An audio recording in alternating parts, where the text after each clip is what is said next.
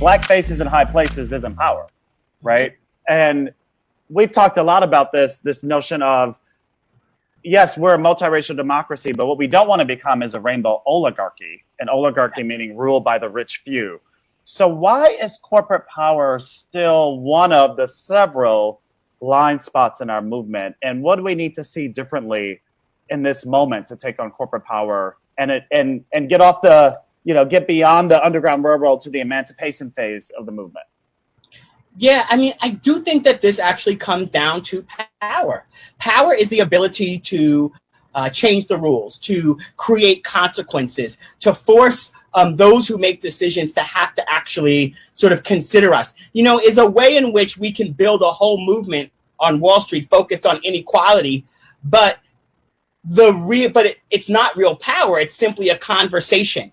I think the nightmare, right, for me in this racial justice moment is to be a topic of conversation, a T-shirt that people keep in their drawer that reminds them of that moment, that sort of time when they were speaking up and chanting and using hashtags, but not necessarily a movement.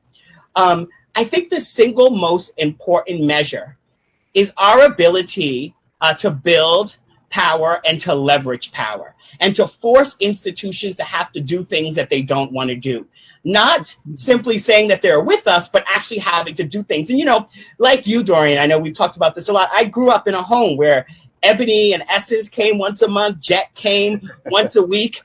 We were told this story, right? If we just work hard enough and we get inside of these systems that, every month and every week, they would list the black folks that had achieved and got inside, the new mayor, the new police chief.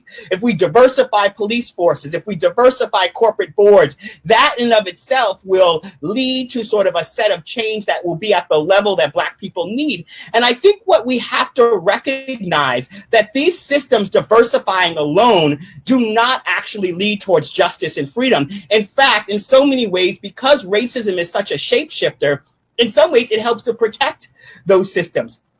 It doesn't mean that we don't do that work. What it means is that we can't do that work at the expense of building power and building movements that actually challenge those institutions, that push those institutions to do more and create real progress. I think about this in terms of even our work in criminal justice, right?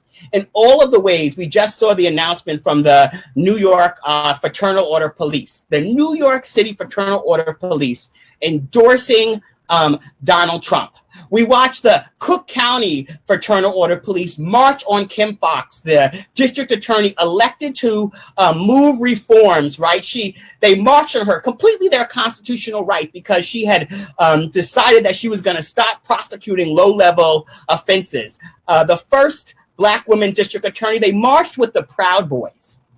They marched with white nationalists. They showed up to her office as reported by the Chicago Sun-Times. They took pictures of the first black woman district attorney. They rubbed them on their crotches in full view. And then the next day, they put on their uniforms, their badges, and their guns, and they went back into our communities. And so the question here is not a question about hearts and minds. This is a question of power. And power will allow us to get to a place where we can downsize policing, where we can invest in the things that we need to invest in and divest from the things that we want to. But we have to constantly recognize that the only way those police officers get to do it if the major corporations in that city are okay with it. If the only way that the Fraternal Order of Police in New York City can endorse Donald Trump is if their police foundation can continue to get money from major brands and major corporations that also say that Black Lives Matter.